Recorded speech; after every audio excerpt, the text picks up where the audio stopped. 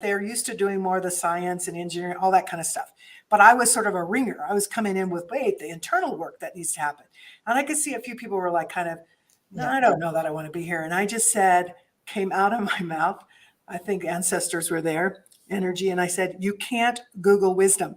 And the looks were like, everybody started laughing and they started paying attention. And they said that day and that afternoon, when I broke them into groups to do their work around the 4 gifts, that they had already been together for a month that summer, but had never gotten to the kind of understanding of who they are and some of their gifts and what they could bring. And that it shifted things. So it's not about either or, but what it is they're reflections of each other. So often in society, we keep talking about, well, something's wrong, so let's do this, or let's do this, let's do this. We're human beings, not human doings. We need to be about doing, but it has to come from a place that is life-giving.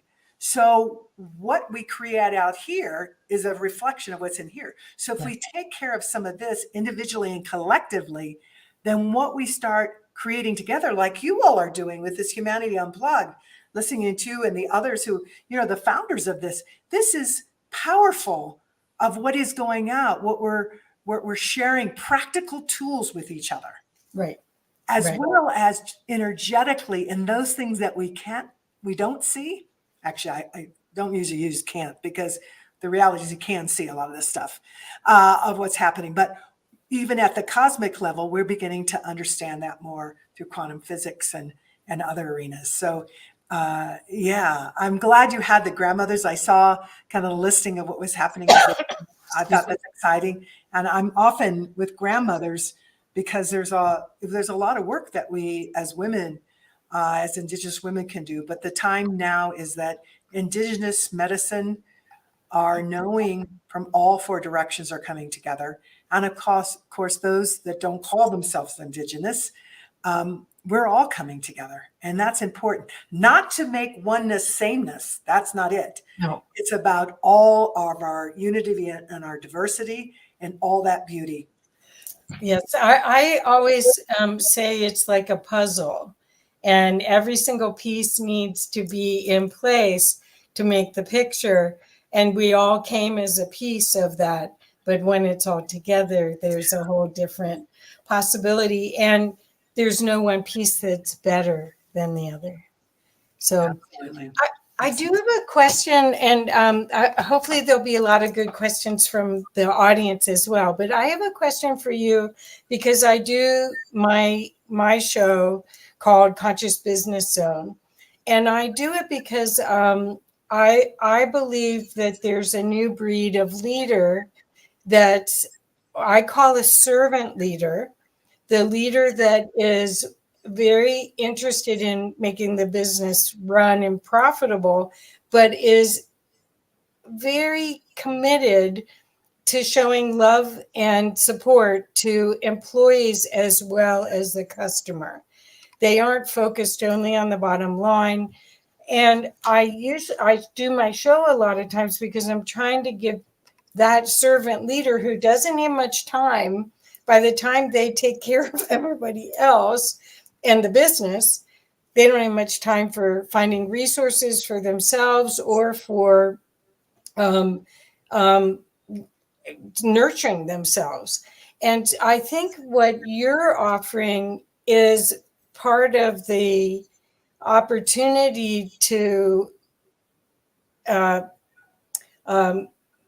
empower these servant leaders, so that's the model, the circle, and the servant leader is the model that we'll be going forward with, rather than the hierarchical. Yeah, it's not that. In fact, people empower themselves, because if you look up the word empower, it's hierarchical. And that's not what we're talking about. You already innately, everyone is sacred. Everyone has gifts. And so it's a matter of holding the grace and space so those gifts can come forward.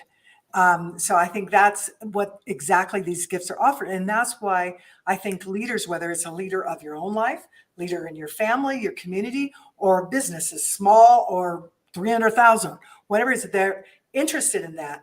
And also just keeping on with what you're talking about with business, that I didn't know you did that podcast. That's very cool. But I think you'll have to remind me what the name of the board is. It's a business board. And in 2019, they've been talking about for years of changing, making clear what is the purpose of business.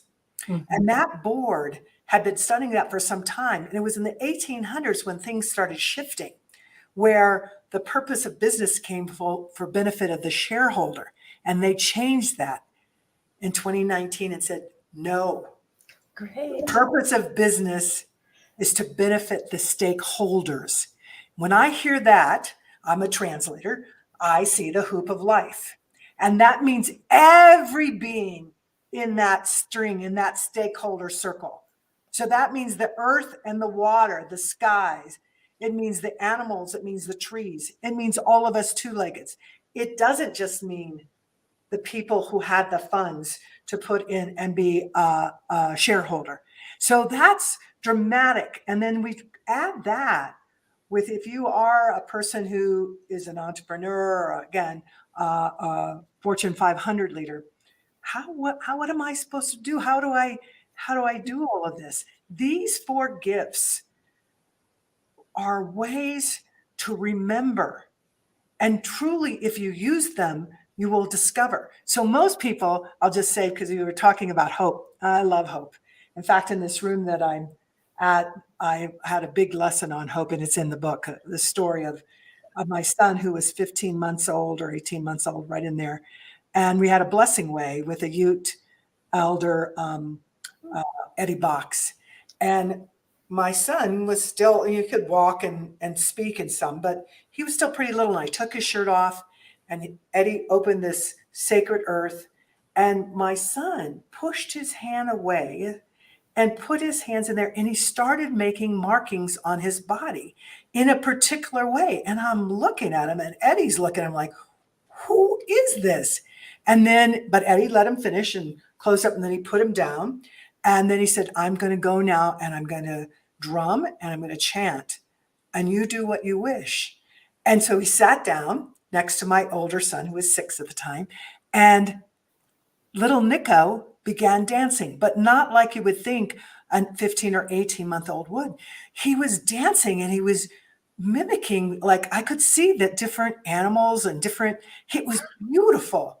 And like angels, it was just amazing. And I could hear my son say to Eddie, how does he know to do that? With the 13 of us circled around him, sitting. And Eddie said, it's because the ancestors are with him. Mm-hmm. He's not forgotten. And you haven't either. All you have to do is invite them, and you will remember too. And that's, in a very practical way, these 4 gifts will help you to do that. But people call me in for hope. They call me in for unity, and it's fine. You can start wherever you're called. There is no wrong way. The key is to get in action. Right. But what I will also tell them, we will go pretty far. You could have millions of followers. You could have a huge multi-billion-dollar operation. But your vision and that collective vision will only go so far unless you also do your forgiveness and healing work. And lo and behold, now after 20 some years, people come back and say, gosh, I just on my own, I did this other forgiveness piece, and all of a sudden it opened up. Of course, because if we're stuck in the pain, hurts, and mistreatment and don't forgive, then we don't have that energy to use for now and to create what we're envisioning through our hope, what it can happen in unity when we have trust. So each one of these gifts, hey, guess what? Spirit isn't wrong. What they gave to the elders was exactly what we need. And there are many ways. So I'm just offering this as one way. Again, it's not better or less, but it's what I see you all offering here is the many paths that are all ultimately interconnected in terms of love as a foundation, understanding our oneness. So we need to unplug from this harriedness, this divisiveness, and anger, and be in gratitude, but also be in collective action to create what it is that is life-giving, what it is that we want for ourselves and for at least 7 generations out. we're the future ancestors now. Wow. So I am curious about current events for you. I mean, I did get to see you. Was that last year or the year before? Must have been last year when we did World Unity Week, the Caravan of Unity Yes, it with was. Peter Milton. It was wonderful. Wasn't it? And beautiful. It was a beautiful thing. I never got to see the video footage of all that, but I'm sure it was amazing. Yes. It was Well, gorgeous. so how are you seeing, because you are working in business and nonprofits, how are you seeing the your work impacting, or are you seeing a resurgence of interest in it? Yes. Yes, I thought, after I've been had my own business for 45 years, and I thought at some point I'd start slowing down. It's gotten busier, and it feels good. I mean, I have the energy, and I never do any of it alone. The nice thing about bringing together people's hearts, minds, and spirits across cultures all over the world, doing diversity, inclusion, belonging work, is that you don't do it alone. There is no illusion of that. So I'm always with a team of people, and we're bringing all of our gifts and understanding of all the different ways to get there. And so, yeah, no, there's a resurgence. There's also what is happening there, and some people hear them more of saying, well, this is just divisiveness and we don't want that. And it is, I don't care what that board said, that business board, it's still just about profit for the shareholders. We don't care. But, and we're seeing some of those voices right now and what's going on, what's happening with gas and things. But overall, what I see leaders doing and their teams is expecting their organizations to care about the individuals, the communities, the earth. And you see poll after poll, whether it's Catalyst or in any of the Harvard Business Review. I mean, I love watching all those polls, and every one of them keeps pointing back to, we want to be in organizations, we want to create organizations that care about people and the earth, about all our relatives, and they're willing to leave. That's a new thing. It used to be that people were scared to talk about their well-being, especially if it was mental health. Now, most of the polls talk about, hey, 67, 70 some percent of people will leave their current job for an organization that cares about their mental well-being, their health.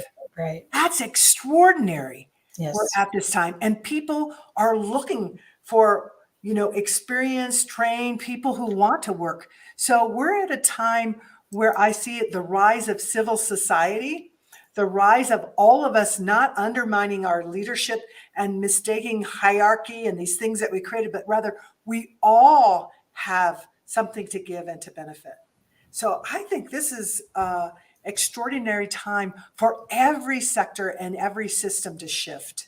So whether you're in government or nonprofit, in local community or businesses, small or large, this is a time, an opening. The portals are open. I'm thinking of my ceremonies that I'm part of, where literally we see the portals opening. They're opening to us. And again, it's a matter of choosing. Do we want to be good medicine or bad medicine? I'm not talking about the pharmacy. Good medicine is anyone or anything that puts into alignment the spiritual, mental, emotional, and physical. Bad medicine is anyone or anything that takes that out of alignment. And we are now, with our hearts open, our minds open, listening with the softest part of our ears, being able to see what is destructive and is the old paradigm, and being able to feel the pull to want to be in our wholeness, to want to be part of this hoop that we know can feel good about not only what immediately happens for us, but what we are leaving and be a benefit to future generations. And wow, every morning I wake up just very excited about it's another day. And my kids tease me because I've been growing up. They would say, I think you're the only mom who wakes up as fixing breakfast and say, wow, it's another great day. What? I wonder what I'm going to forgive today. And they go, let's talk about that hope and unity, because see, the book only came out in 2017, but I was talking about it back in the 90s all the way through. So they're very privy to it. And I'm very excited about that and how they're living their lives. What is exciting is I haven't been in corporate America for over 20 years, but I had the experience of running the change enablement group at Arthur Andersen. And I had 80 people below me. And there was a lot of lip service. There was a lot of lip service to working single mothers, which I was. And and I'm highly sensitive, so it was torturous a lot because of the competition. And so I love the idea that there's a softer, kinder future that's possible for these people that really are helping turn the ship around, and that there may be a model like the circle or like other business concepts that help people clear their own obscurations to who they are, because that's what these 4 sacred gifts do, is they help you clean up, to bring back your wholeness, the things that have been broken. You pull that back together, and it not only pulling it back together, you realize as you do that, it's not just you doing that, because you begin to see through the illusion that we don't do anything by ourselves. Nothing. We don't breathe by ourselves. I'm looking out. It's a little dark here, but I can still see the trees right outside the window. Thank you. You know, you're taking the carbon and giving me oxygen. There's a reciprocity that's happening. So what you described, that was, it still exists. I'm not going to, we have to be truthful to each other. It still exists in places, but at the same time, along with that, we see women rising, maybe not fast enough. We see people of color rising. My son just got a job where they give 4 months, it's either 4 to 6 months, I want to get it right, of paternity leave. We're not even talking maternity, the paternity leave. And that's why we moved there. Yeah, he'd been looking to go there. He's like, I'm going to want to be a father. He's 30. At some point, I'm going to be a father. My wife and I will want to, but I want to be one of those leaders who say, oh, I'm on my 3rd marriage, and oh, I never met any of my kids' birthdays. That's a great loss, and not a modeling of how we can be. And even with this lockdown that happened for a period of time, that was very insightful, because the fear was, and it's coming out of a control mentality, oh, people aren't going to produce. They're going to be at home. They're going to do other things. Across the board, businesses had higher productivity than ever, which is changing all this thing. Why do we have to build all these big buildings? We can still create culture, but how do we do that with periodically coming together, but hold that culture to be true and strong when we're not, when we're in a virtual space? So lots of things are shifting. And I'm of the mindset, and seeing what's happening, and seeing some boards like, I'm just going to go ahead and name, like Hewlett-Packard. They have one of the most diverse high-tech boards, mainly women and people of color. And they're doing amazing. And do they have problems? I'm sure they do, like all businesses do. But they're also modeling that, wait a minute, this filters all the way down and up, and we can do it a different way. And when the pandemic happened, they and on some other high tech, instead of saying, oh, we can't do internships this summer, they multiplied the number of internships. Where they had 400, they did 1,200. They did it virtually, but they went bigger. That's what we need. We need to stop holding ourselves in these small places. And a lot of that smallness that we hold is from our own hurts and mistreatments, our own inability to forgive what's happened. And so we have the opportunity now to really go for it, really understand unity and be in hopeful action. The cats keep going in. I have 2 of them, if you're wondering why they keep along here, Kathy. They're part of, I always loved it when I work with nonprofits, especially women's, and they bring the kids along, and not just the 4-leggeds, they bring the children, a child start crying. We can still keep working. somebody take care of, again, there's all sorts of ways to be in community. And that's what we need to awaken. Yes. We're in exciting times. Do you want to talk a little bit about, okay, bye. Would you like to talk a little bit? Thank you, Mountain Devil, sending love to my cat. Um, do you want to talk a little bit about prophecy as far as the earth? And I think there's a knowing that we're evolving, and of course 2012 started the conversation for a lot of people, but the Indigenous always knew that we came from the stars. Yes. They always knew that they should hold that energy and that knowledge, and even though they were colonized, and I would say that's worldwide, they were colonized, they knew that there was going to be a returning to natural order. Could And that you was, talk about that a little bit? Yes. So, yes, there's many different prophecies as talking about this time. I will be on March 22nd, it's coming up soon, celebrating 20 years of rising with the sun. Right before the sunrise, I rise. And it comes out of exactly, which my grandmother and the elders I know had taught me, is that we think that the light comes on in our head. Everything keeps coming back to this imbalance of the cognitive. We need our mind. It's not about getting rid of your mind. You'd be dead. You need your brain. However, where we lead from, where all of this energy comes from, is from the heart, and it comes from the sun. So the seeds of light that come from the sun, from the moon, from the stars, from the cosmos, from the volcanoes, from the fire.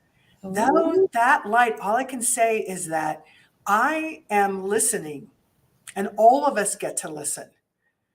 And no longer does this sound as woo-woo. It may to some, but we now have the science of it too. But we can listen. We know that trees talk to each other. We know that we can communicate. And Indigenous people have been communicating where we keep the original wisdom. We know how to do that. And what I'm getting from that is this: we are in serious time of it opening up. The light is available to all of us. It is a matter of us choosing to really move forward in that light that's within us and that's out.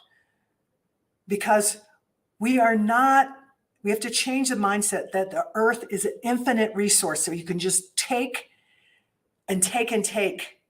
That was never the knowledge of Indigenous people. It was always about reciprocity. And when I go to the Amazon every year, which I'm going to go and haven't been for 3 years again this August, I'm take a group, August 17th to the 28th. The two things that come up right away, and it's important for us to all understand, is people will land in the middle of the Amazon. We hike and they'll go, "What is that? Something feels different in my body," because our bodies don't lie. And I'll say, "Well, it's oxygen. Most of us haven't been around where the oxygen's so clean." And so aches and ailments, even how the fuzziness of your mind starts to clear up. Then the next thing they notice is in translation from the different languages, whether it's Ashwar, Sapara, to Spanish, to English, and then back. Wait a minute. I'm watching the people and I'm listening to what they're saying. They don't talk about living in the rainforest. They don't even talk about just being caretakers of the rainforest. If I'm understanding what they're saying they're part of the rainforest. And I think, what will that be like if all of us, as this light comes out, we begin to remember who we are, these energy, these light beings in this human form, where we have to take into the being presence to the physical as well as the spiritual. What would that be like if we say and understood we are part of? Then maybe we wouldn't do the disastrous things to the earth and to each other, the warring, the excavating, the poisoning, and just say, well, it's so we can have profit. It's because I want more, more, more.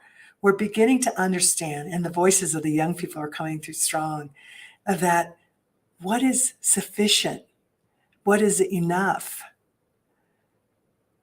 And you begin to see the freedom, just like the people who go on the journey that freak out at first because, like, what do you mean we're not going to be able to use internet, have our cell phones? You can take pictures, but you don't have any. And within, usually it's 8 hours, some that are even more addicted, it takes 2 days, and they're just like, freedom. Oh my gosh, I'm listening. I hear things in a different way. I'm listening to my own knowing that I wasn't listening to before. And so we can immerse ourselves without all of us going to the Amazon. There's spaces and places that we can do the circles with each other, different forms of meditation, dance, drumming, sweats, what I talk about, reintegrating memory, dropping in. They're all different kinds of methods for us to remember our wholeness, who we are and what we're actually capable of doing. And I feel like as I'm talking to you, you already know that. And all of you put this together, you know that. And actually, every one of you who's watching and listening, you know that too, or you wouldn't be taking the time to do this. And you want to go deeper and deeper.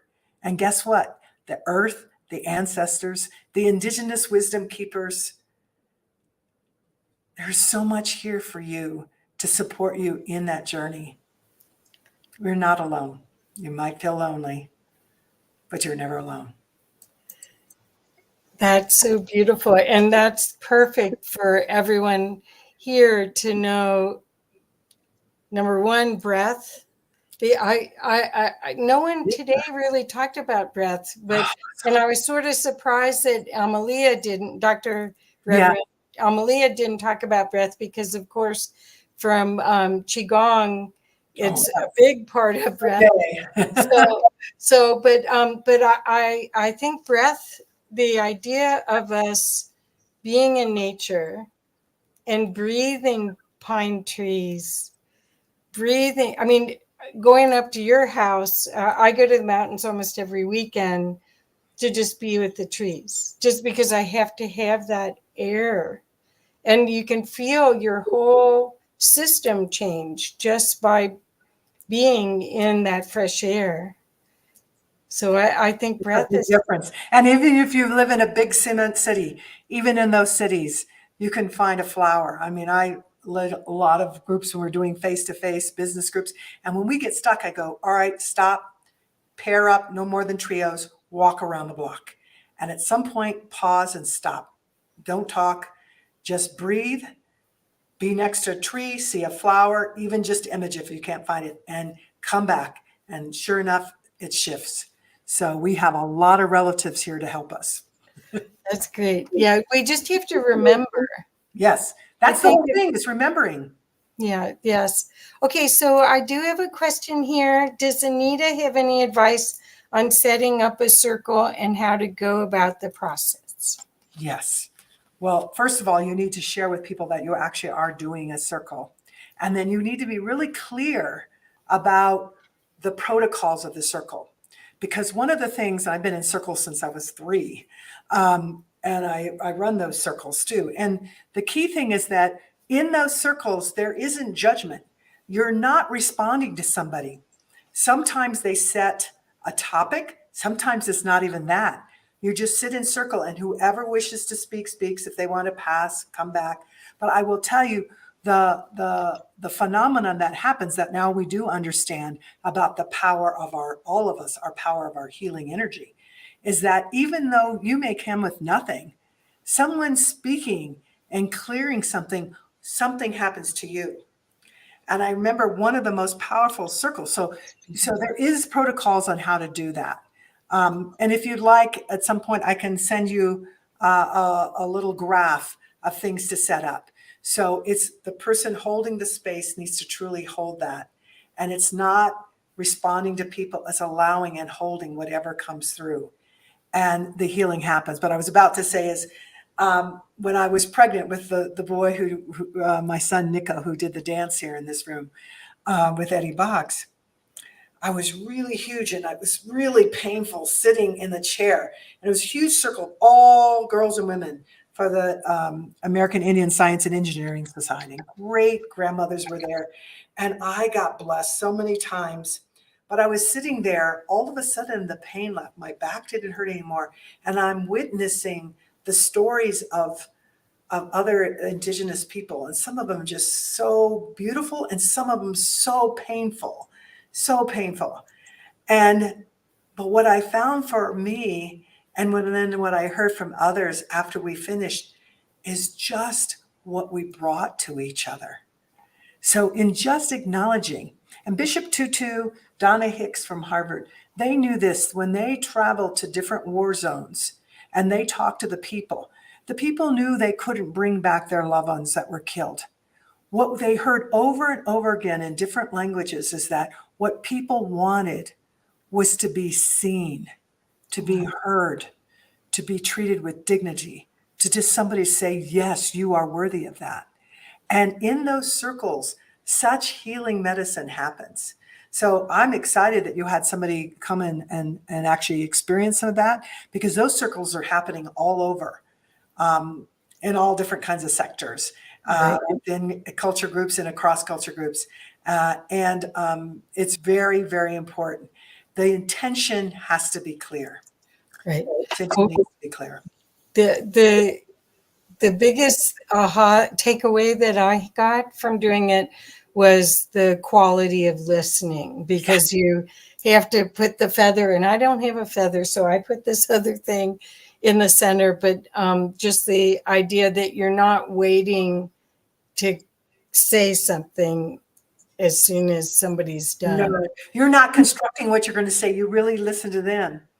Yes. And what happens in that process too is we do learn to be better listeners. Mm-hmm. And at the foundation of those 4 gifts is listening. Listening to yourself, because how do you know when something needs healed? How do you know when something needs to be forgiven? How do you listen to what the possibility of unity in all its different levels? Perfect. And hope, co-create together unless we listen. And too often people aren't taught how to listen. Right. That was some of the first things we learned as little kids. Our elders spent a lot of time helping us learn how to listen. And it's a great gift. We were trained to be seen and not heard, not listen. So Paul put, what an amazing story. We have to learn to engage with our ancestral support. I love that Anita's son knew how to do that at 18 months old. Yeah. Just ask before you go to bed. So oftentimes it's white folks, people of European descent, European Americans will say, well, I don't have what you have. I don't have a culture. I don't have it. That's not true. You do. I don't even know who they are. You can go in through now with these genetic tests, you can find out where you're from and learn more. But even if you don't do that, before you go to bed at night, just ask in dream time, could the ancestors come? And it may take you a while. It may be right away. I get lots of notes from people who say, oh my gosh, I learned all this stuff and now I've gone and researched. You know, it's real. I thought it was just me pretending. I said, well, we're amazing. We're all amazing. Yeah, am I crazy? Or Igmu said, with Creator, it is always simple. We tend to complicate it ourselves with the physical brain. That's true. That's true. And yes, we do. That's part of what we do. We make it difficult, but it really isn't. If you keep going back to the heart, back to knowing that you're not alone, you have lots of support, the way gets shown. But we get so caught in our head about the how. Now, how do I actually do this? Now, is it 12 steps? What, and I think that's why Spirit only gave 4 gifts. There are many gifts. Use them all. Again, this is not a competition. It's like use all of it. This is a way, and there are many ways. But I will say that using those 4 gifts has made a huge difference in people's lives. Enough so that I know you're a writer and I've written 7 books, but that's not who I am. It's really torture. I'm a big extrovert and love to talk. But what I found is that these gifts need to be use. So it actually caused me to create an online so people could use them whenever they wanted, instead of just going back to the book and that. So there are so many things out there to use. And I'm glad you brought up Don Miguel Ruiz. His 4 agreements are wonderful. I have a quick story if I could share it. I think people sure. because a lot of times people think, well, they know how something's going to happen. So how that book came to be is I started writing it in 2013, and it was my mom. I had promised my mom I'd write her book, and I took a few years to just grieve her loss. She was so important in my life. And then I started writing, but her book wasn't coming through. And I then asked her, I know you'll forgive me. I'll write your book later, but my book is coming through. So I wrote, and then I got hassled and got it caught in my brain. Anyway, I am a member of the Transformational Leadership Council with people like Jack Canfield, Marianne Williams, and other people like that. And every year we meet twice, and we allow a few presentations. And I submitted, and I said, I want to talk about the 4 gifts and share about my life of the 9 years of abuse that I had as a child, about the murder of my father, which was race related. He was dark skinned and he was at the wrong place where a white man and a black man had an argument. The white man returned and just saw my father's dark skin and killed him. Anyway, I was scared. I'm not usually scared. I can go to the C-suite and all that, but I was scared talking in front of these amazing authors and people. But anyway, I did it. I got up, I spoke, they laughed, they cried. I put them in groups talking about the gifts and everything.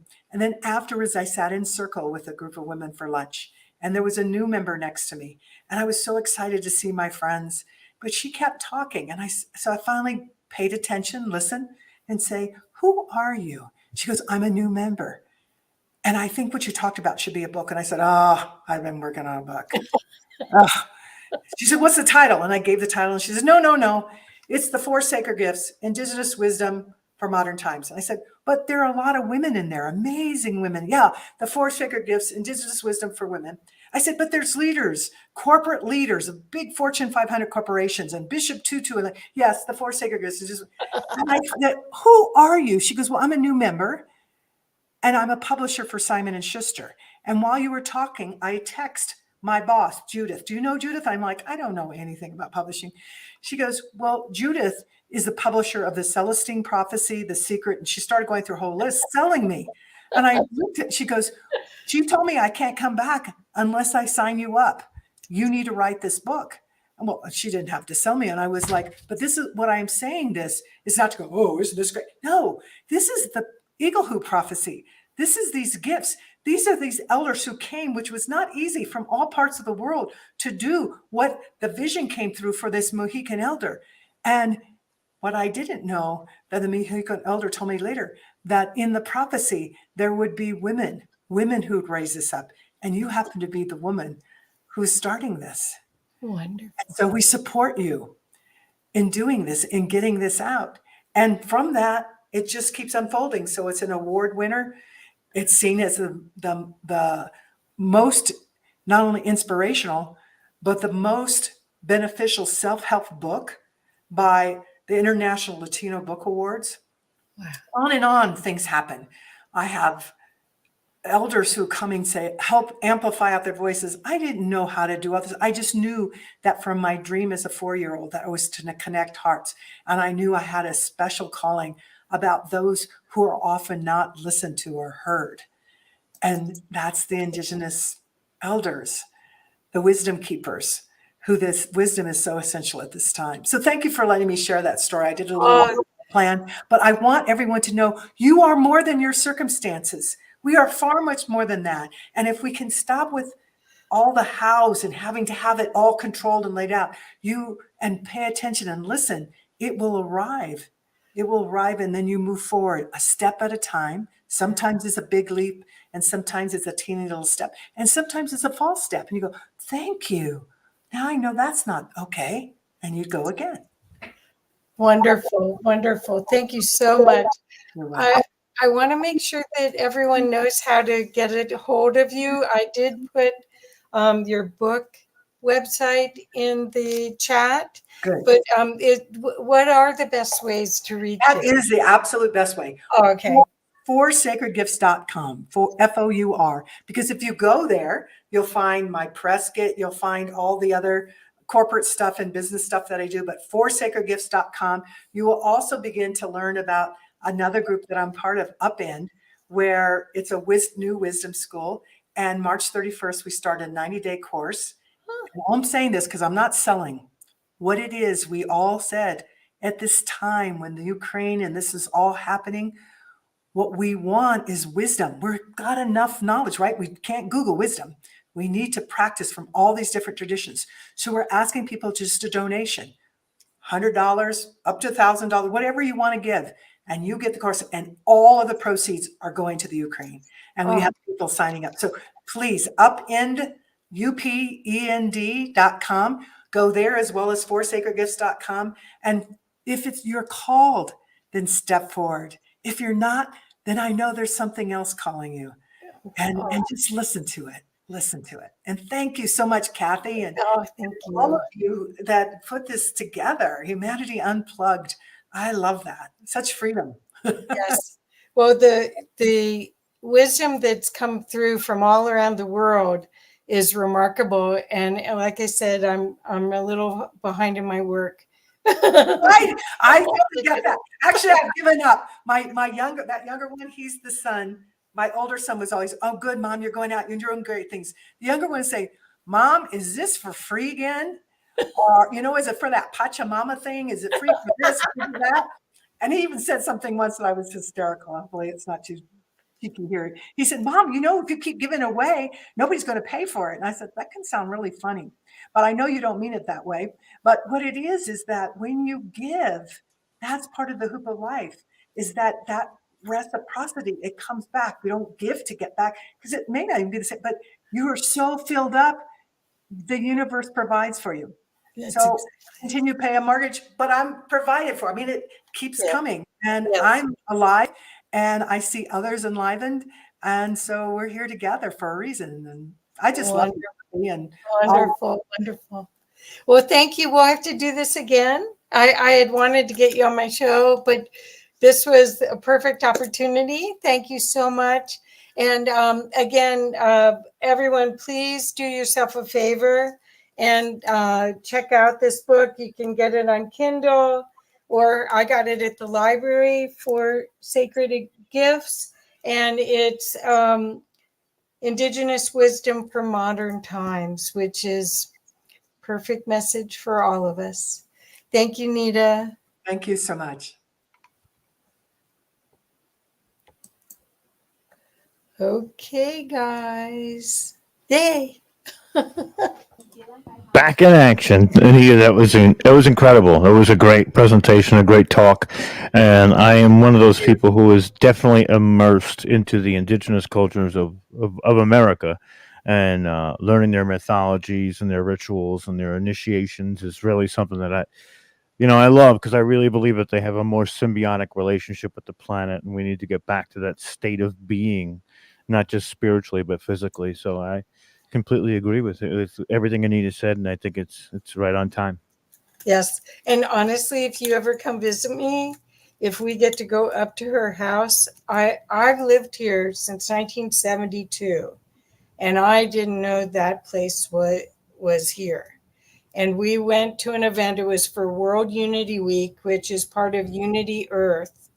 And there was a caravan of us up there to put on this event. And it was, somebody was going across America to wake everybody up. And so we were filming up there, and I drove up and went, oh my God, I had no idea this was here. It was almost a 360-degree view from a mountain to other mountains all around it. It's like she lives in heaven. Beautiful. It's next on the list for us too, is doing the live events. We're going to be doing live and online events simultaneously and separately as well. I know we're Peru. Catalina sounds really good. Catalina's ringing in my ears, and that looks really I think I'm already there, like Paul Wallace said. Well, thank you so much for letting me bring people to this party. They're just amazing beings of light. Dr. Anita rocked it, and thank you very much, Kathy, for your service. Yes. And for your light work here today and all the years that you've been doing it. I truly, truly appreciate you. I love you. And I really enjoy working with you. And I'm going to keep on doing that in the future. And, you deserve, a nice rest. You've been busy since this morning. So, you deserve it. Everybody in the comments, let's see some love for Kathy and visit her website. You guys got to do that. And thank you, Kathy. Let's bring our next speaker on. Thank you, guys. Thank you, Kathy. We'll bring our next speaker on. Carrie-Anne Fields. This lady rocks. I love her so much. And she's a star sister. And I've learned so much from her. Recently, we've done a couple of shows together. And the stuff that she has to educate us with is phenomenal. We've been looking at a lot of wisdom today, and what we're going to look at now is something more on the darker side that people may not be aware of, and how we can do shadow work to fight off like these dark energies and things that feed off of us and use us as food, just like we rear chickens. They're rearing us, and that's not very cool. So I'm going to bring Carrie-Anne on, and she's got a wonderful presentation for us. And I can't wait for this upload, because I feel this is going to really add to what we've learned today. And it's going to really connect a lot of dots, and it's going to make us understand with what we're dealing with and what we have to let go in order for us to walk this road here that we're all trying to create. So welcome, my beautiful star sister, you illuminated being. I appreciate you for giving us your time, for being here to educate us and to raise our awareness on things that matter the most. So thank you. You're muted, buddy. Hi, Carrie-Anne. Hey. Hey, nice to see you. While I start raving on. How are you, my darling? So good to be here. Thanks for having me on. You are very welcome. Thank you. Thank you for being here. I appreciate you. And I'm really looking forward to this upload that you're about to give us. And I'm sure that everybody in the audience is looking forward to this as well, because this is transcending the matrix, right? Like, we're really, leaving this matrix behind and moving into some unfamiliar territory and yet familiar territory. So you're going to cover a lot of that tonight, and I'm looking forward to that.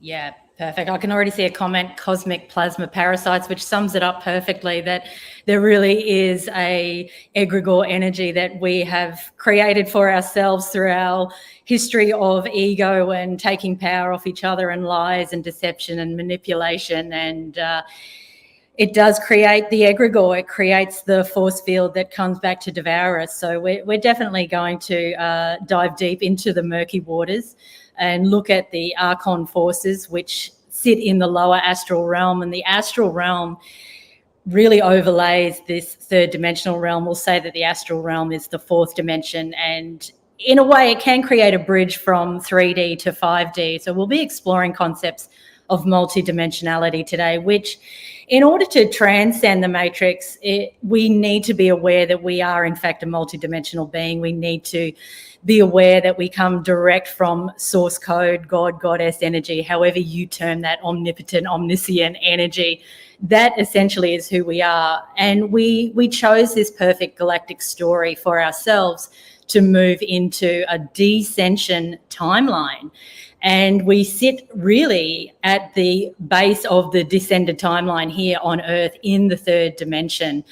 We have concepts of 2D and 1D as well. 1D is that beautiful crystalline earth core of Mother Earth. 2D is the beautiful telluric forces for those who are into the mystical realms, the fairies and the hobbits and all of these elementals that sit in that space.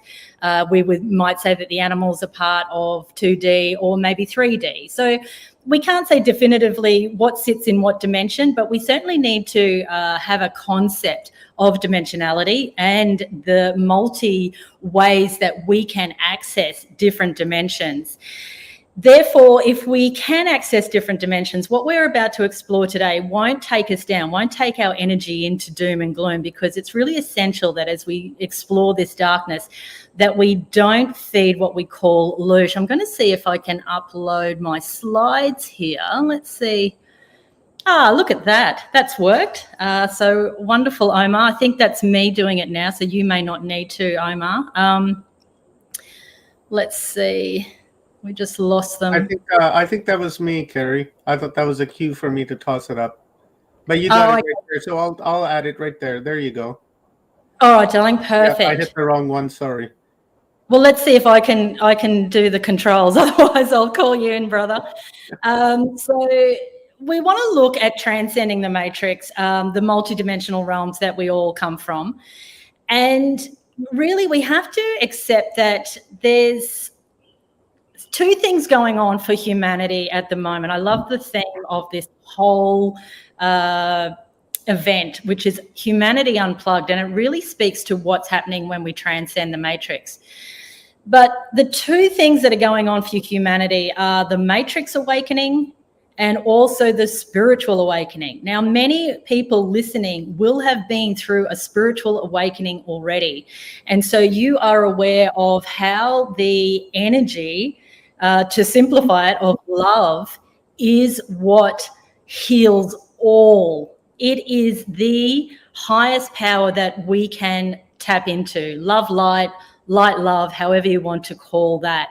It is who we are. And so we must accept that if that's who we are, we even created the dark matrix for ourselves as part of our galactic story, as part of our galactic game. As we moved into the lowest point of dissension, we created the ultimate opponent, the ultimate villain. It is an aspect of ourselves. And when we accept responsibility for it, we remain in command of it. If we don't accept responsibility for us, it continues to have power over us, and we feel that we are completely helpless to it. So we learn to glitch the matrix, knowing that we are the creator experiencing our own creation.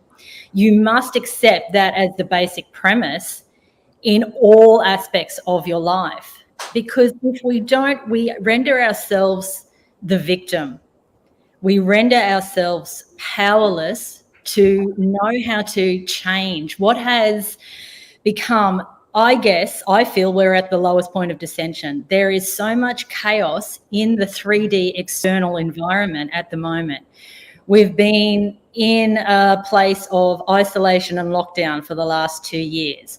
We are now seeing wars erupting. Of course, wars have been on the planet for thousands of years, but it seems to be shoved in our face more and more and more.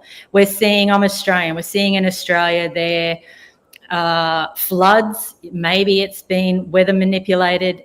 That's certainly the narrative from the conscious and awake and aware community here.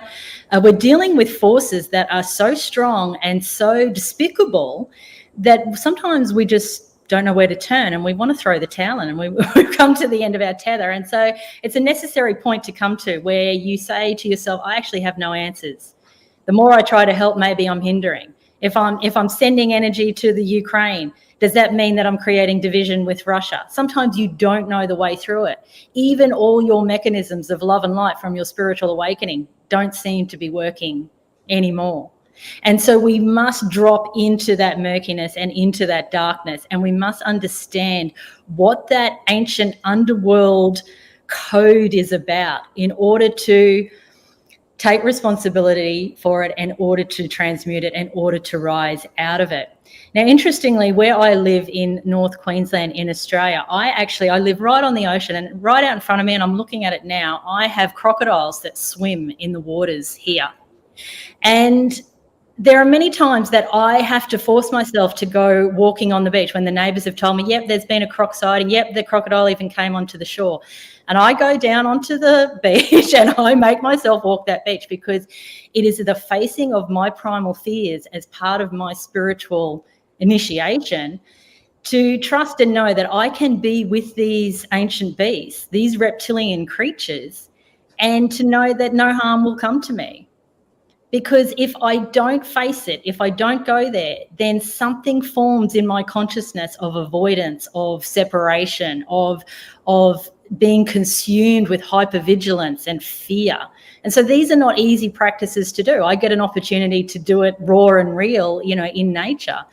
For many of us, we have to do it within our heart and our mind by facing what we know, for many people, to be the Archon reptilians that are impulsing through our governments, that are creating this darkness and this sense that we as humans are just simply farm animals, like Omar said before. We're penning up the chickens, or we're being penned up as well, and we're being looshed off. Now, loosh is an interesting term that you may not have heard of before, or many people would have heard of it.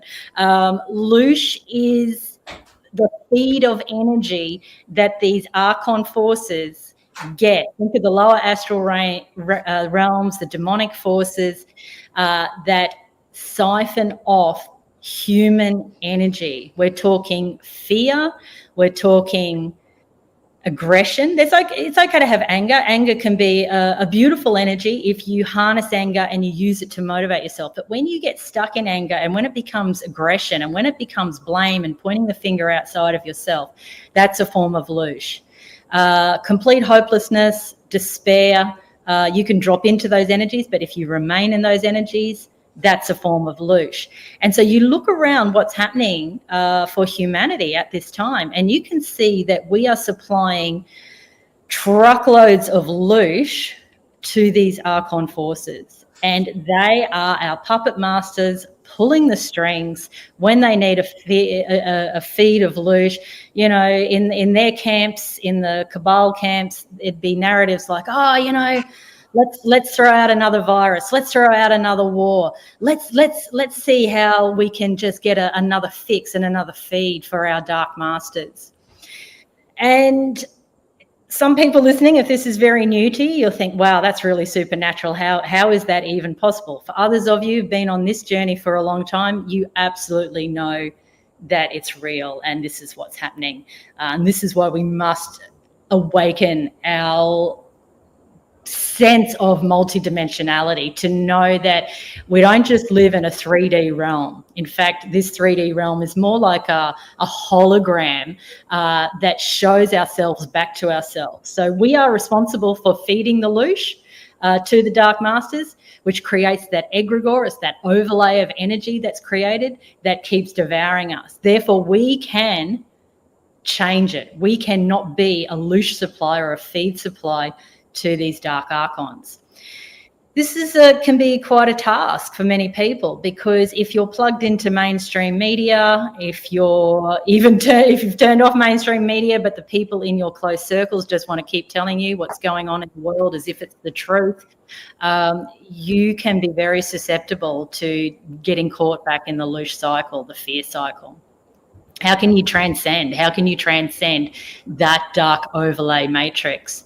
So just as I was coming into this live, I heard Anita talk about breath work. So one of my trades is as a yoga teacher, and breath work, I would say, is possibly the highest skill that you can cultivate, to pause in the moment, to close your eyes, to feel your breath. And for anyone listening right now, I invite you to do that, to place your hands on your lower belly, to breathe from your lower belly up to your collarbones and then back down again, and to get into that rhythmic breath, because that is a portal into the inner self. And the inner self sits in a place always of trust in that highest frequency of energy that we all come from. We are God, Goddess, source code. We cannot be anything else. We have to remember that we created the video game as the God, Goddess energy. We are experiencing the video game as the human in the 3D. And we have the remote control of the video game in order to transcend any time out of an experience that we don't wish to have here in this 3D hologram, because it's our creation. We are the creator experiencing our own creation. So are we going to let forces outside of ourselves dictate what this creation will be? Or are we going to take control of that remote control? And are we going to breathe? And are we going to move inward? And are we going to close our eyes? And are we going to activate then our own third eye portal? If you look inwards and upwards into your third eye as you sit here and breathe, can you see that that's a creation center? That's a cinematic lens. That's your own inner movie. There you can broadcast at any time what you want to experience here in the 3D via that inner technology. Now, every human has got that inner technology, and it's beyond powerful. The human brain is 1,000,000 times more powerful than any AI quantum computer. And yet we keep giving our power over to that AI, thinking that it's clever, thinking that it's going to solve all of humanity's calamities. But it's not, because the forces that create the clever technology are also the forces that create the calamities. Now, there is a good use of technology, so I'm not going to throw the baby out with the bathwater. There absolutely is. And if you're multidimensional already and you understand what goes on different star systems, you know there's a beautiful use of technology. So we can maintain that technology, but we have to know what we're using it for. Intention really is everything. But never negate your own personal technology as the highest form of technology. The human is here now, coming through this dissension, through, as Steiner talks about, the spheres of consciousness. We hit Earth, and then we move through the ascension timeline. We move up through the Jupiter, Venus, and Vulcan spheres. And we don't have time to get into that today so much, but just know that what's available for those who are of loving kindness is that you'll move through into the ascension timeline. When you move into the ascension timeline, you'll have concepts, and you'll see it in the lightworker communities, talking about the 5D Earth, New Earth, Age of Aquarius, Golden Age, Golden Era. All of these concepts are like key codes to you that awaken you really at a DNA level and support you to move through the ascension timeline.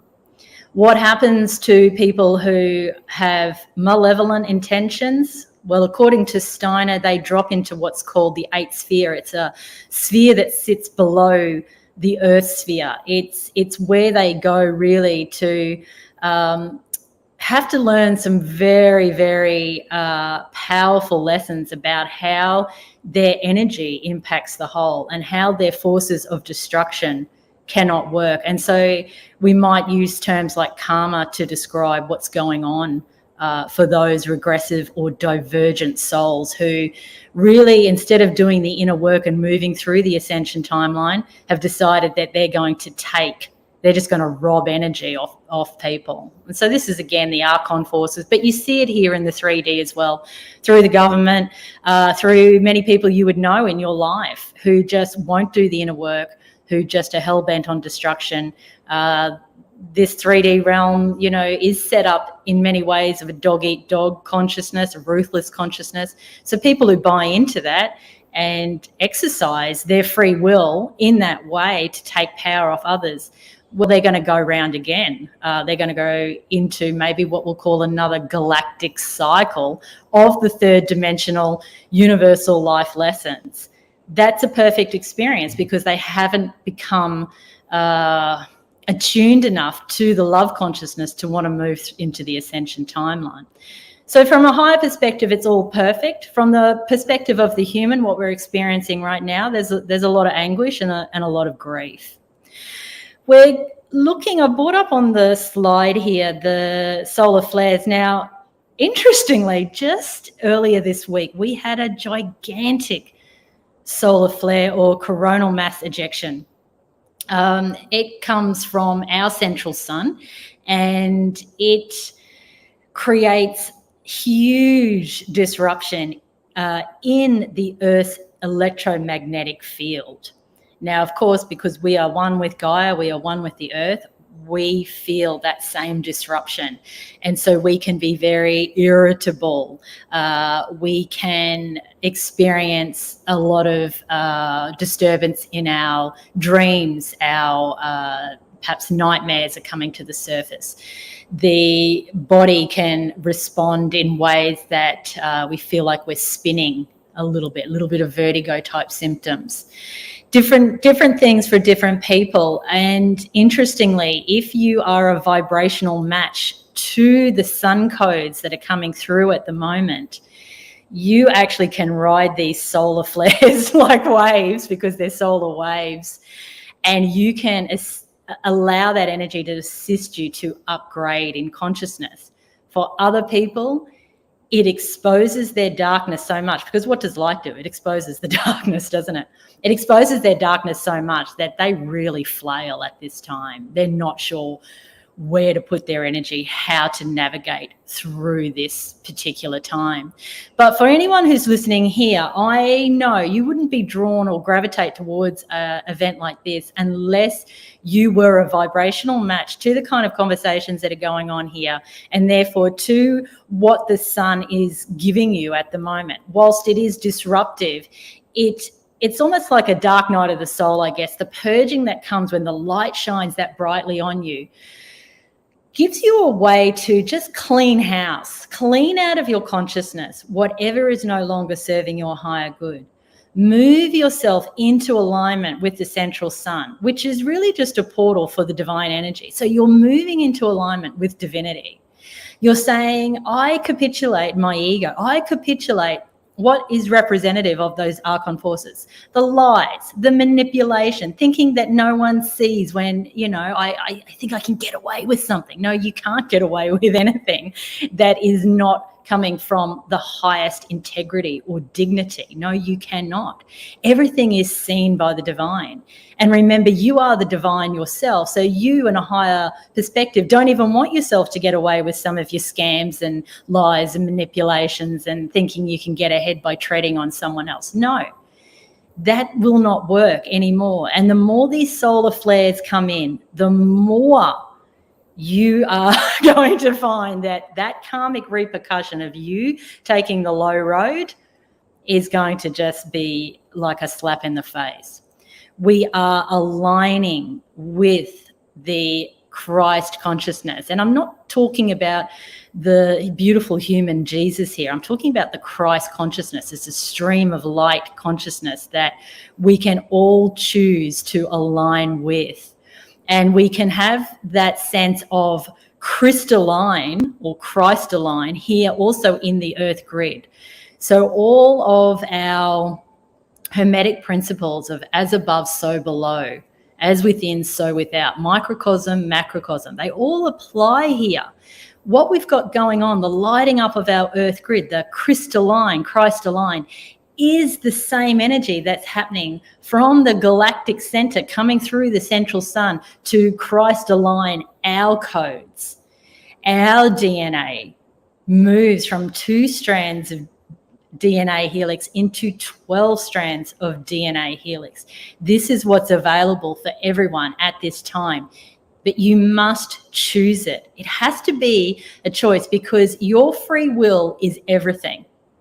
Your free will never, ever be taken from you. So you have to make a really devout choice within yourself that you are choosing to align yourself with that highest crystalline or Christalign energy. When you do that, you actually change your structure from carbon to crystalline. Your blood plasma becomes light plasma. This is the ascension that is happening and is available for many beings at this time.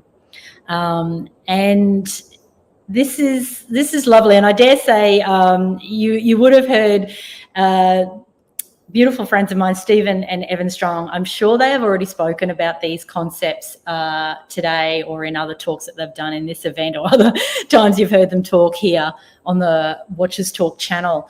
And they talk about the Hopi prophecy and the 2-world split and these concepts, because our Indigenous brothers and sisters have been speaking to end of days prophecy for a long, long time. They know what is happening. We might also lend from astrology. We might also lend from that concept of the coming to the end of a 26,000 year approximately galactic cycle and what we are moving into. Dolores Cannon is another one to look at and explore, and all of the regressions that she did with thousands of clients, the hypnosis that she put them under, who all came through with a similar narrative that we are moving from the 3D operating consciousness into the 5D operating consciousness. So we are stepping into 5D Earth. We would go as far as to say that many people are already operating within 5D frequency. And that fifth dimension, like I said, the fourth dimension overlays the third dimension. Of course, the fifth dimension overlays the fourth dimension, which overlays the third dimension. And we could go on, but we're not going to talk about that today and go through all the dimensions. But certainly have a concept that 5D Earth is available in the now moment. It's not out there in a future timeline.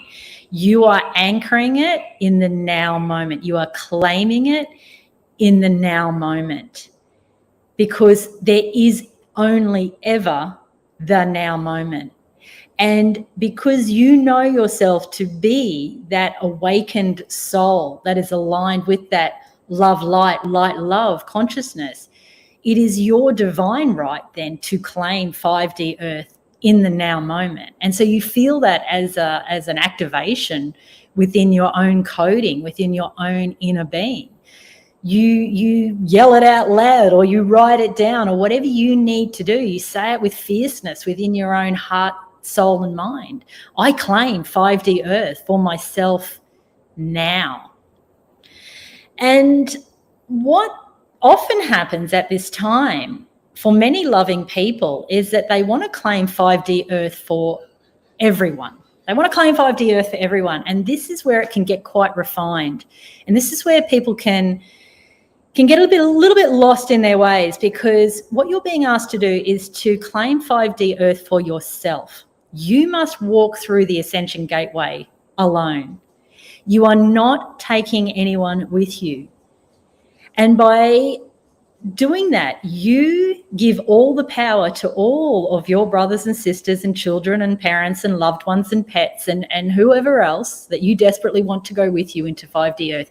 You actually give them all the power by not carrying them on your back. You set them down, you give them the power, and they awaken their own Christ consciousness. They awaken their own ability to claim the 5D Earth, move into the Ascension timeline. And I feel it's a conundrum for many people at the moment, because the loving, aware and awake community have a savior complex. They want to take everyone with them.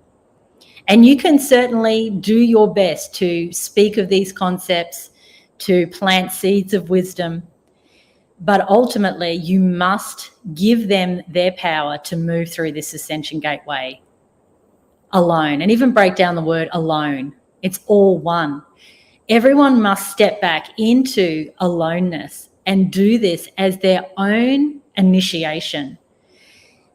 The initiation through these big portals that are open for us all at this time must be done alone. And I believe even the Hopi prophecies and that beautiful poem that Evan speaks to of the 11th hour and getting into the river alone. And we keep being shown the same pathway by so many different cultures. And this is what's available. We must trust that those who are ready are coming to, and those who are not, there's nothing wrong with that. If they need another cycle in the third dimension to learn the necessary universal life lessons, the initiations that are part of that dimension, that is also a perfect experience. And so we take judgment out of what is happening for all beings. We don't point the finger. We don't say, come on, you need to get hip to the groove of what this matrix is even all about. Some people simply won't see that we are being controlled by a dark matrix, that we are being fed lies and deception in every which way possible, through the media, through the governments, through the banking systems, through religions, through the royal institutions. In every which way, the powers that we've looked to outside of ourselves to give us the answers, academia, the list can go on. There is no truth to be found in any of those constructs. And so dismantling the matrix collectively, but essentially within your own world, it's a big undertaking. It's a big undertaking. Slip back into breath, slip back into now moment, slip back into remembering you are the creator experiencing your own creation. And often when I say that to people, people can get quite triggered by me saying, well, you are God, Goddess, source code. You are all that is. You are a fractal of that energy. You are a godlet. You are a droplet in the ocean of consciousness. You cannot be separate. I would have thought that for most people that would be just a wonderful knowing, but actually many people get triggered by it and believe that that's arrogant and egotistical to claim your place as creator being. But I think we're at crunch time. I feel like if we don't claim who we are at this time, then we continue to be hijacked by these forces that are devouring us, that are siphoning off our life force energy. So here it is now, the claiming of your spot, the claiming that you are the ultimate consciousness. Yes, you're having a third dimensional experience currently. You are having a point of attention, if you like, but you are the infinite, omnipresent energy. There is no such thing as separation. It doesn't exist. We are all one consciousness, and all that you need to do is claim your spot within that consciousness. It's a beautiful aspect of Prime Creator. And as you do so, your powers come online in the most magnificent ways. You become the true alchemist, moving from that carbon operating system into the crystalline, or we might say pure alchemy is moving from lead into gold. You become golden in all ways. Why do we often perceive that consciousness or God, Goddess is golden? Because it is. It's a stream of consciousness that we are a part of. So you move alchemically into that golden space, into that golden consciousness. That means you are all powerful, and what you choose to create here manifests very, very quickly. And it's a great responsibility, of course it is, because if you shorten the timeline of thought, word, and manifestation, then you want to make sure that what you're manifesting is golden, is loving, is kind, is beautiful, is compassionate. But what have we got to lose? We might as well make that choice and claim our spot now in that 5D earth and dissolve this dark matrix that has been controlling our beautiful Mother Gaia for so long. To really know that we have that much power and beyond. Remember what I said, your human brain is 1,000,000 times more powerful than any quantum computer. And you don't need to be plugged in. You don't rely on the inorganic structures to motor your consciousness, to motor your technology. You are plugging into the highest stream of consciousness through that Christ alignment. That is who you are. And so your supernatural powers are about to come online like you've never had them before. Many people listening would have had supernatural powers come online already. We're talking about things like telepathy, telekinesis, teleportation, bilocation, being able to be in two places at the one time. Anyone who has already become adept in astral travel will know what I'm talking about. You can be laying on your bed with your eyes closed, seemingly just looking like you're meditating, but you have gone through the portal of your own third eye and you've gone out into the astral planes, and you see so clearly what's happening in those astral planes. You see those demonic forces, but you also see all of the light beings, the fairies and the unicorns and the magical dragons, and this realm of energy that we can tap into. You look at children and how, I've got the picture of the children here walking into the 5D earth.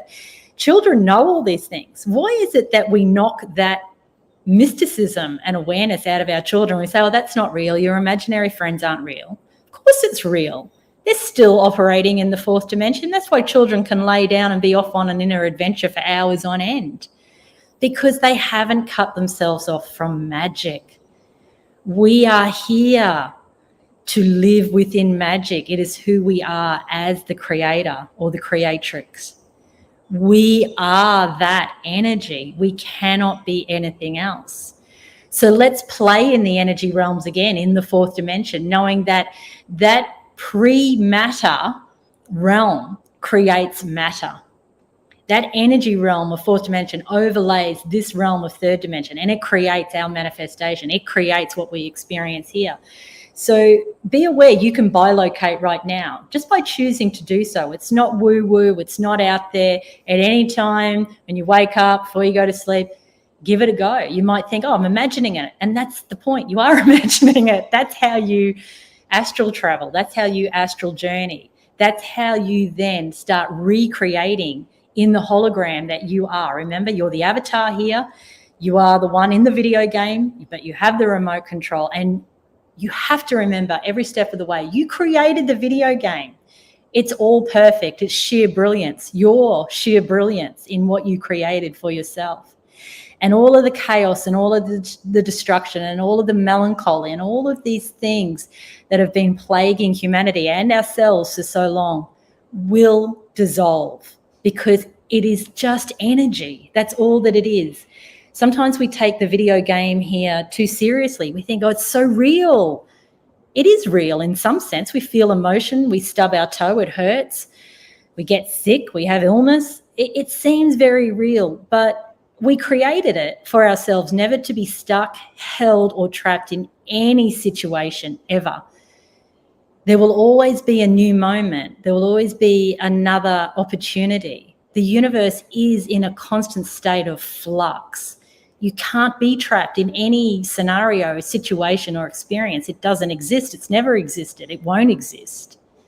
So it's up to you to be the commander of that experience, because at the moment there are forces that are commanding what we're experiencing here on earth, and it has to absolutely stop. It has to stop now. We have to say that's enough. We have to, yes, maintain our love light consciousness, but we have to get fierce, really fierce. And we have to say, every time that dark energy comes around, I do not consent. You are not part of my creation. You are not welcome in my orbit. You will step back. I am more powerful than you. I outrank you in dimensional consciousness, because remember, those Archons are sitting only in the fourth dimension. You're at least a 12th dimensional being and beyond. We're talking about esoterica, difficult to describe what the higher dimensions are, how many dimensions there are. But we have concepts that we are at least 12 dimensions, and then the monad sits as the omnipotent energy encasing those 12 dimensions of consciousness.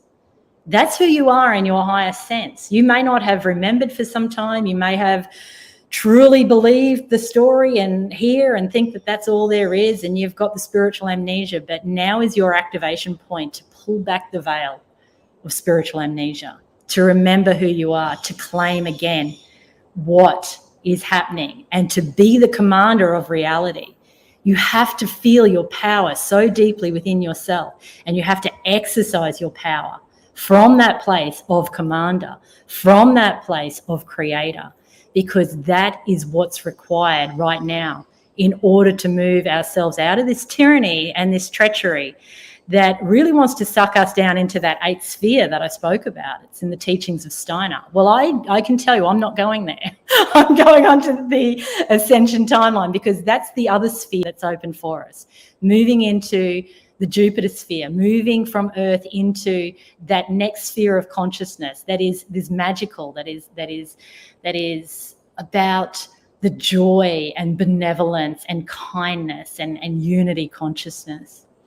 So I've used a lot of different terms, I guess, to describe the one essential point, because I know we all have different awakening codes within us. You know, our DNA relies on different words to be spoken to us here in human language to remember, again, what's in our blueprint, what's in our coding to wake us up again. So know that you are so beautiful, so powerful, so magical.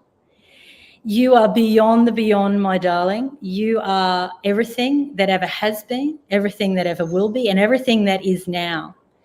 And when you claim it, you have to claim it, remember, it has to be a choice. It's not going to fall in your lap, ascension. You have to claim it, and then you have to continue to purify from deep within. You have to keep going into those realms within yourself and looking at all of your behaviors and your thinking and your actions and what you eat and what you drink and how much earth time you get and how much sun time you get, and all just the basic things. They're always the basic things that every spiritual tradition has taught you for all this time. It's not complex, but you choose to align to it and you choose to practice it on the daily. Your spiritual path becomes the most important thing, because you are working for God and Gaia. They are your bosses, for want of a better word. That is who you work for. Everything is second to that, everything. And so when you do that, you watch the miracles unfold and you watch everyone around you just become inspired by you. And then they, through that inspiration, will choose the pathway towards the 5D consciousness as well. You're not going to carry them, remember, but you can inspire and you can plant seeds. And therefore, as a collective, we can definitely do this. So, darling Omar, I've had a good rave on. I believe I'm at the end of my time. So, yeah, beautiful. That was amazing, and I just love how you. Let's turn this guy on. I just love how you deliver and the message that you just gave us, because there's a lot of people that were not aware of like this dark side of this matrix, that we have these things that are feeding off of our energy and this causing us to respond with lower emotion and be caught in that perpetual state of fear and buy into any form of fear just constantly. And I'm so happy that you delivered this talk to remind us that, you know, we cannot be afraid, and this is the time to move forward and, you know, break all the barriers, and, you know, how we can transcend in the light body that we actually are and the love that we actually are. When you were just saying that we work for love, I was thinking to myself, so we actually work for ourselves, because we are one. So if God is us and we are God, then we're really working for ourselves. And you know, and earlier on there was something great was pointed out, that you know, when you work on yourself, then you begin to work on others as well. They may not be aware that they're being worked on, but you're working on them if you work on yourself. And that, you know, really clears up the trauma and all the issues that we have as, you know, genetic beings and as societal beings and as spiritual beings and as light beings. And so thank you, Carrie. I love you, sister. And you're right. We are a point of attention within the stream of consciousness. We are everything that there ever was, ever is, and ever will be. We are loved. You know, just words from David Icke. That man is epic and just an incredible teacher of mine. You know, I've learned so much from him. And he just recently has opened up Iconic Media, where you go, you know, leave the mainstream behind, and on there you have a series happening. So can you tell us a little bit about the series, please? absolutely, yeah. So I'm in the, as you know, making the second series now, but the original one is transcending the matrix. So I actually did the same kind of brief little chat today about some of the areas that we explore within that full 6-part series.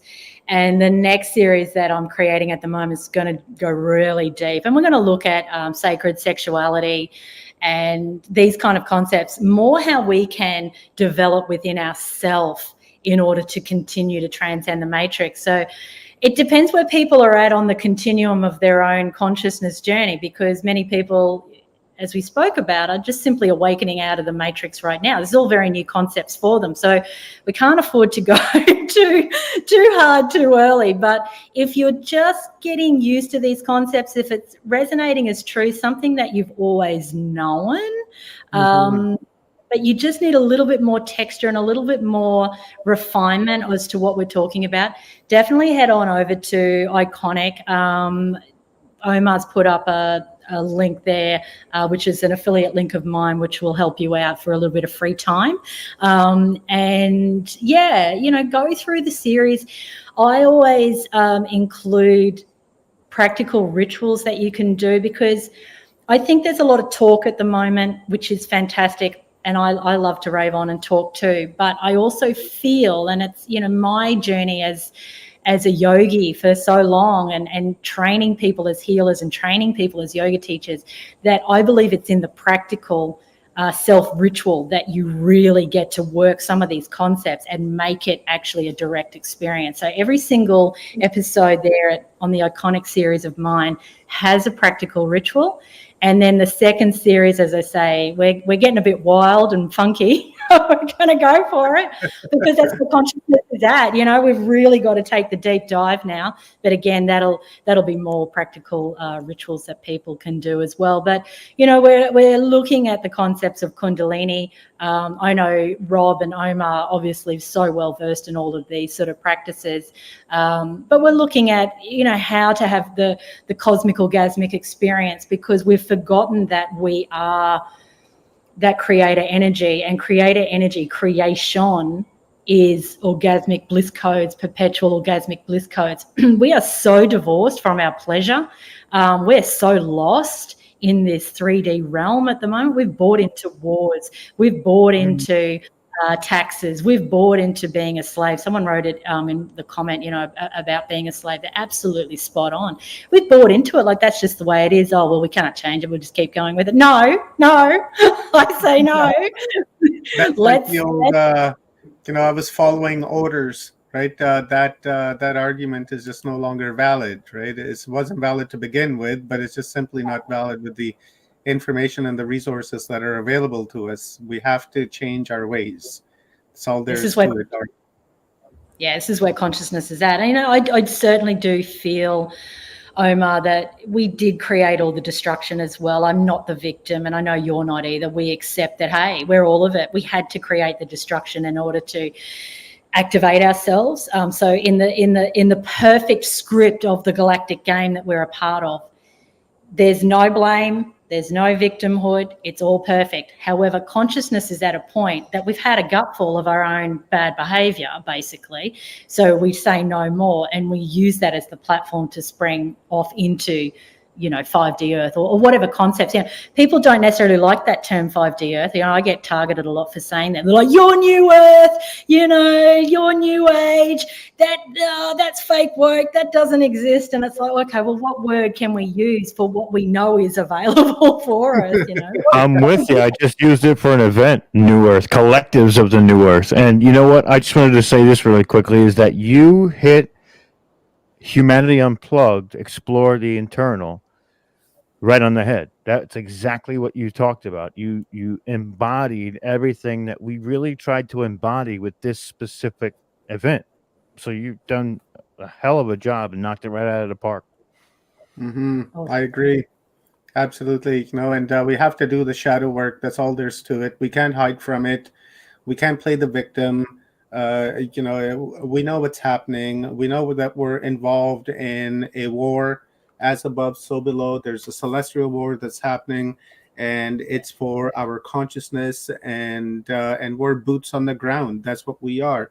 everyone that's presented in this conference, everyone that's commented, everyone that's watched. We are all boots on the ground because we came here for a reason, and that was to own the shit. We're just here to kick some ass, and we're not even taking any names because that takes too much time. We don't have that kind of time. We just want to kick some ass and just keep moving forward. And, what was it? Evina Johnson was saying this morning. Spiritual ass kicking.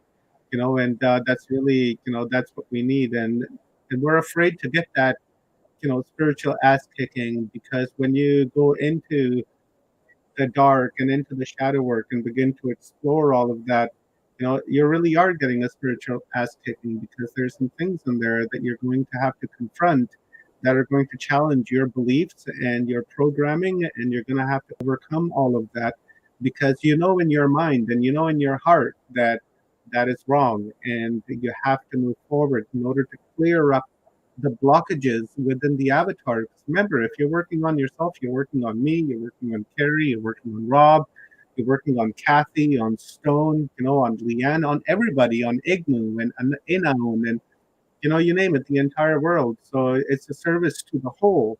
Again, and what was it Kira was saying yesterday, right? The one becomes the whole and the whole becomes the one. So we are not separate. Just as Carrie is saying, we are one. That's why I have a problem with the soul.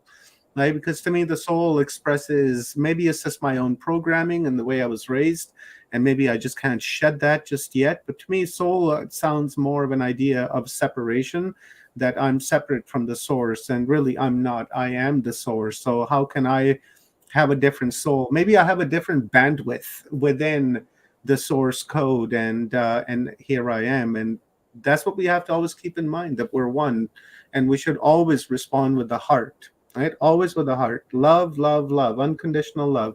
Get your purple cape on and just start loving, man. Beautiful. Yeah. Can I just speak to Igmu?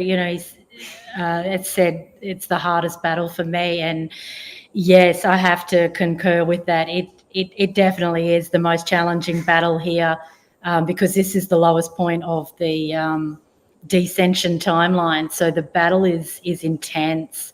And I just saw 111 on my time here in Australia. So that's confirmed, So you are seen and you are loved for everything that you do. And it definitely is a battle. From my studies of yoga, the text of the Bhagavad Gita talks about Arjuna, the main character, being on the battlefield, fighting off really those Archon energies, those demons. And that's what we're doing. We're slaying all the time.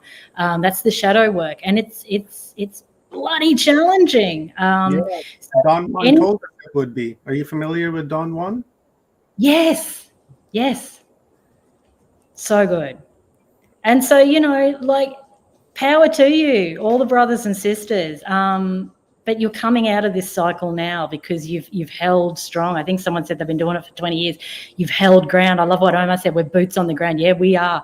We're the ground crew. And boy, did we come in with a very challenging task ahead. But this is what initiation is. This is what standing in the fire is.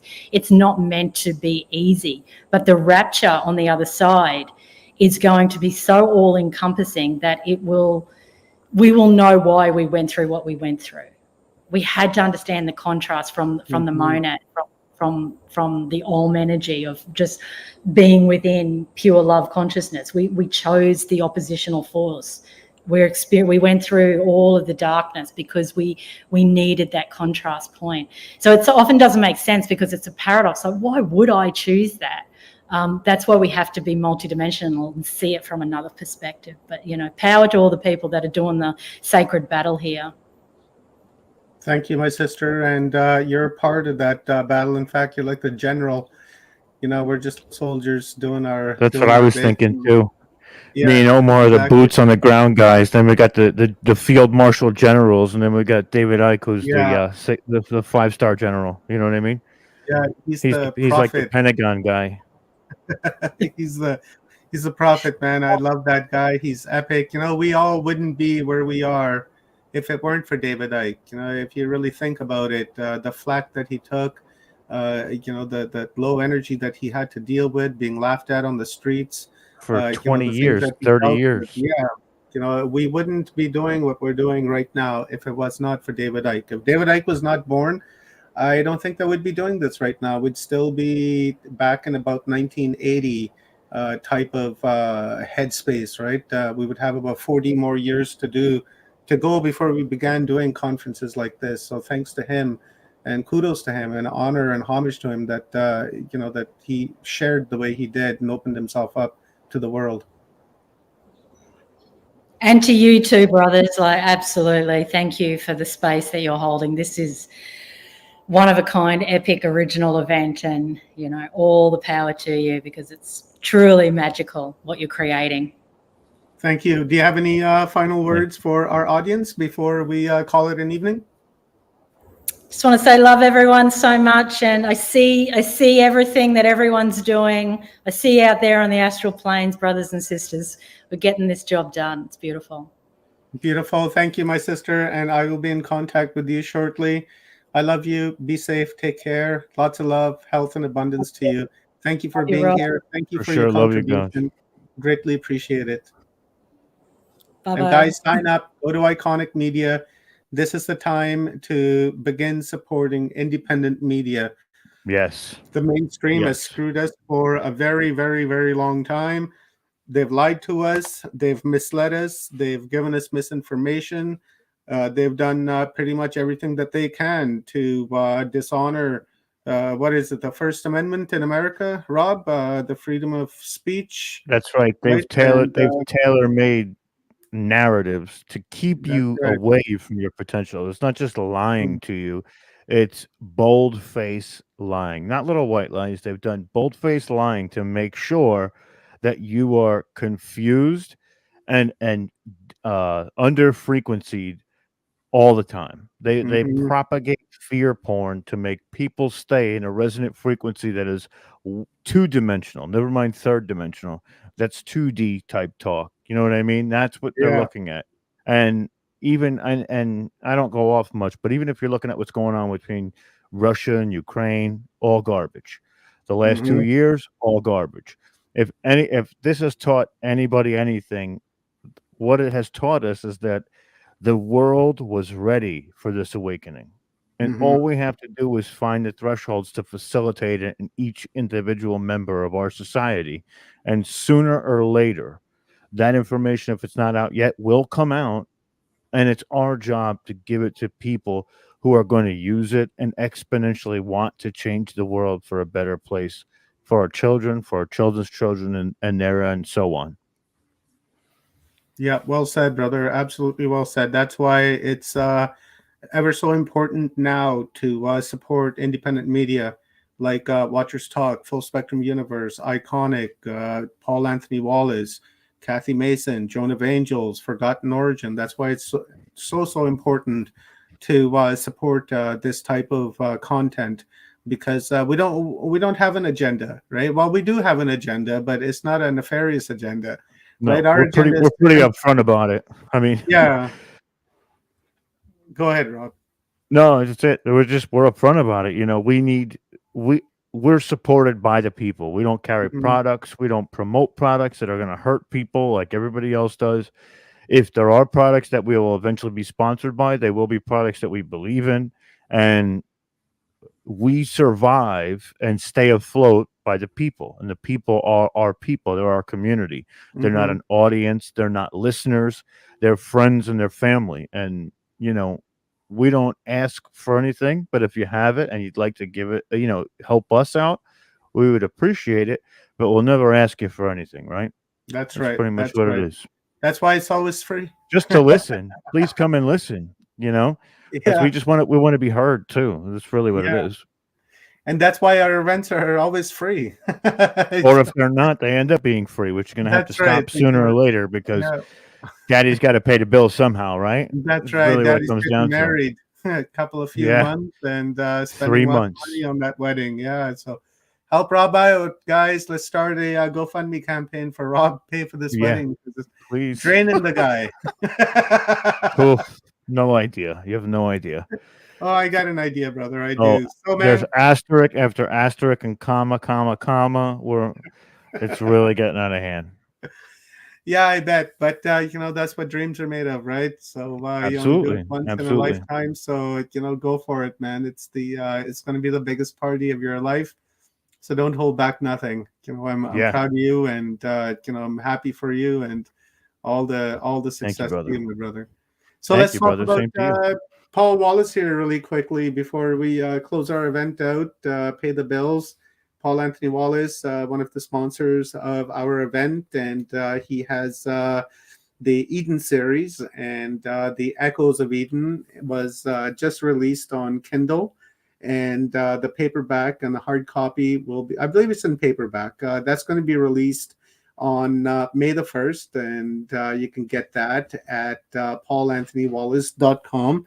My And godmother ordered the paperback already. She already placed her pre-order. So, yeah, oh, absolutely. nice. Nice. Absolutely. I happen to have, oh, there they are. Let me show you guys. I'm going to be ordering it here pretty quick too, because I want to add to my series. Right? Absolutely. I have Mine are the actually not around me. I'd have to go into the other room, but no, for uh, sure. I have to get my copy as well because it's going to go the- on my bookcase. yeah, and then I have the Scars of Eden, right? So I'm looking to add Echoes of Eden to my series. They're wonderful books. I read half of Echoes of Eden, and looking forward to get the hard copy, and then we can all three of us get together and do like a really epic talk on like Oh my the God. Eden series, right? Because we'll be Yeah. extremely well versed on the books, and we know Paul very well. So we could have a beautiful, beautiful conversation with him on these three books. So I'm looking forward to that. So what have Set we got? aside like 2 hours. We can set aside like 2 hours and really just dive in, get Yeah. really deep into it because, when Paul comes around, he sparks the conversation, and we get so into it because we love each other, and we know each other, and it gets really like we really versatile because it's like everything we look at from different aspects, and it really becomes a full, robust conversation. It truly is Mhm. amazing. He truly is, man. What did I say? Graham Hancock. Do you guys? Yeah, I followed Graham Hancock. Yeah, I love Graham Hancock. I'm Let's see what actually we got afraid of Graham coming up here. We gotta add it to the screen. I really am. I would absolutely love to have Graham Hancock on Watchers Talk, but the guy terrifies I me. didn't say that, but I'm scared of Graham Hancock because he tells it to you how it is, and I'm you know lagging so hardcore. All I heard was like Brexit, and then the schedule was up. I was like, oh, okay. I don't know what's happening oh, right now. okay. Let's talk about the schedule. How's my audio now? You're good. No, it was me. It wasn't you. It was definitely me. My internet's Yeah, complete I'm shite gonna- all day long today. So, well, it no, was actually not bad today. Yesterday was really bad, but as soon as we yeah. got into the later hours, it got pretty bad. So, I was saying I'd love to have Graham Hancock on Watchers Talk and engage him in a beautiful conversation, but the guy terrifies me. I'm fucking oh scared God, to no shitless. extent, right? Oh yeah, he's so amazing, and he tells it to you how it is. So you got It's to like be on Grant your Cameron. I absolute feel best like I could behavior. never hold my own with Grant Cameron. Like I would love to get him on the show, but I feel Grant like he'd just Cameron, oh no, bury me. yeah, no, I couldn't keep up with Grant Cameron at all. The guy is he's like two next levels up Oh from my me. God. I'm talking about Graham Hancock, Yeah, right? yeah, yeah. I know Yeah, what you're yeah. saying. Same But thing. It's the even same, Grant same type Cameron, of thing. One just talks a little bit slower, but intellectual titan. You know what I oh mean? man, Graham Hancock, my God, the guy scares me. My heart skips a beat even when I say his name. Because he's going to hear you like Chuck Norris. He's going Yeah, to I hear you know. from across the seas and just be like, I "Oh, know. somebody's saying my name." My ear started to ring a little Yeah, bit. he is incredible. I love that man. It's just too bad I'm so scared of him. You're gonna see Omar hanging out in a teepee in the backyard, trying to hide from him because he doesn't want to do. He's like, "I'm not on the internet anymore. I promise." So, guys, tomorrow we are going to switch a little gears. Up until now, we've really talked about energy and the internal and the astral realms and spirit. ancestors. It's been a wonderful upload up until now, and now it's time to switch gears a little bit and start talking about other things. And tomorrow we've designed it to be our star friends and UFOs and UAPs and USOs and alien abductions, human hybridizations, alien hybridizations, things like that. So we're going to go out into space. Right? We've been talking about the below. Now we're going to go up above into the skies, and we're going to explore the skies. And we're going to start off with Farouk Ali. We're going to look at ufology in the past and present as how it's explained in Islam in the Holy Quran. So, and also Farouk Ali is a linguist, and he knows the meanings of words to root words, and is incredible. Wait till you guys hear him tomorrow. He's the etymology. Yeah, exactly. He's incredible, Rob. Wait till you hear him. I can't wait. We've got he's actually in your neck of the woods. He lives in the Bronx, I believe. Oh, or in wow. Queens. Yeah, it's just I think we've talked before. I think we've met him before on another conference, I think. No, I've never had him on. I did a one-on-one talk with Farouk 2 years ago, 2.5 years ago or something, but we stay in contact over maybe I was dreaming Messenger and speak a lot, right? But I haven't had him on a conference up until now, and I thought he'd be an excellent fit for today. I'm just not going to put anybody on the conference just because I know them, right? It's Right. It has to follow energy and theme, and of course. It has to be like that. So I thought Farouk would be a excellent person to start the UFO day off with. And then after that, we're going to jump to Ron Halliday, and then he's going to do a PowerPoint presentation about UFOs. And then we have Alan Steinfeld in the house with Making Contact, and he's going to give us a download. Perfect. After that, we have Philip Kinslet. That guy is amazing. He was at Forgery Unmasked. If you guys want to watch that, go to the playlist and look up conferences and look for New Earth. And Forgery Unmasked, I believe, is in there as well. Check it out. He's did a wonderful lecture in there, and as well, he did some work on Full Spectrum Universe as well. Check him out there as well. And then after that, we have Marina Sarin. Wait till you guys see her. If you guys are not familiar with Marina Sarin, this is going to blow your mind. If you are familiar with Marina Sarin, then you know exactly what I'm talking about. So that's going to be excellent, starting at 12:35. And then at 1:40, we have Research Stofi. I'm really looking forward to this one. This one's going to be amazing. And another then one of my partners in crime, Researcher Stofe. That's my boy. What was that, Rob? It's my partner in crime from Clubhouse, Researcher Stofe. We have a lot of different endeavors together as well. He's a really good dude, really versed dude. One of the best researchers I ever met. The way he goes into things, we're doing Mount Ararat and Noah's Ark. Oh, it was fantastic. Fantastic. Oh my God, bro. Yeah, I can't wait to hear him. I heard him on Clubhouse a number of times, and in some of the chats that I involved. Yeah, totally looking forward to hearing Stofi. It's going to kick ass. And then after that, we've got Dr. Lesson and Janet Lesson. They've sent me their presentation about the Anunnaki. So we're going to be exploring that and raising our awareness on that. And then after that, we've got Caroline Corey. You guys know who that is. If you don't, then I don't know what to say, man. You're living under a rock. Caroline Corey. She is a film producer, and she did a film not that long ago called Superhuman. It's available on Amazon, and I'm sure you can probably find trailers and such on YouTube and other platforms. She's an amazing woman, so looking forward to hearing. I remember when she was just doing Facebook Lives in the very beginning. I was like, oh wow, so this lady's really great. Yeah. And then all of a sudden she just blew up. I was like, oh man. And I was trying to get her on back then. Yeah, I was like, oh, this is awesome, bro. Yeah, I had Caroline on like 3 years ago.